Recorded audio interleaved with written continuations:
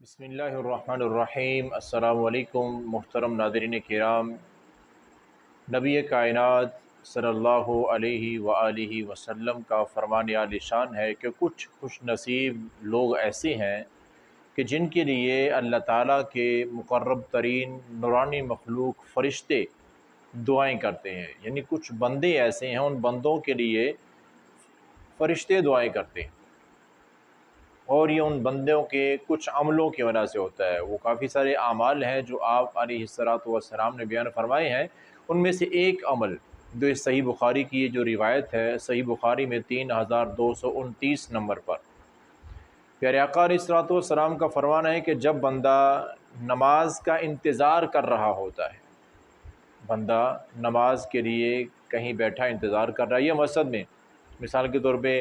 اذان ہوئی ہے، بندہ مسجد میں پہنچ گیا ہے، یا اذان نہیں ہوئی، نماز کے لیے مسجد میں چلا گیا، ابھی انتظار کر رہا ہے، پھر اذان ہوتی ہے، اذان کے بعد بھی انتظار کر رہا ہے، یا اذان کے بعد پہنچا ہے اور اس وقت انتظار کر رہا ہے جماعت کے ہونے کا کہ بعد جماعت نماز پڑھ کے جاؤں گا۔ تو یہ جو انتظار کا وقت ہے نا، مسجد میں بندہ یا کہیں بھی نماز کے انتظار میں بیٹھا ہوا اللہ کو اتنا پیارا لگتا ہے کہ پیارے آقا علیہ الصلوۃ والسلام کا فرمان ہے کہ اللہ تعالیٰ فرشتوں کو حکم دے چکے ہیں کہ جو بندہ بھی نماز کے انتظار میں بیٹھے اس کے نامہ اعمال میں لکھو کہ وہ بندہ نماز پڑھ رہا ہے،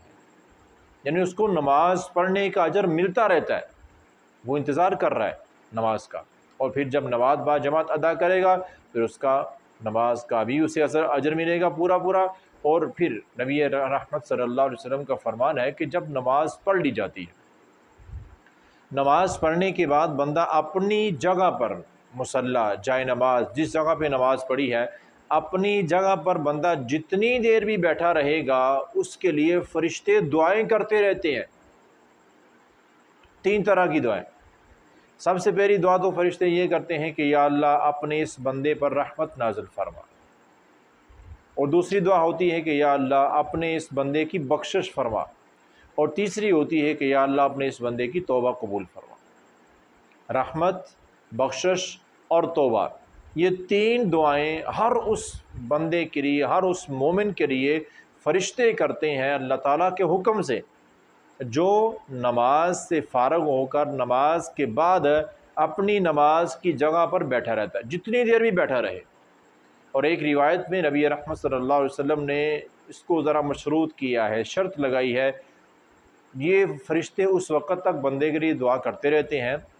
جب تک اس بندے کا وضو قائم ہے،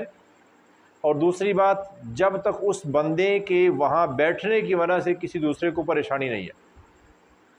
بندہ دوسروں کو تنگ نہ کرے، آرام اطمینان سے بیٹھے اپنی نماز کی جگہ جو جائے نماز ہوتی ہے نا مصلی، یہ اس جگہ کو کہتے ہیں جہاں نماز پڑھی جاتی ہے،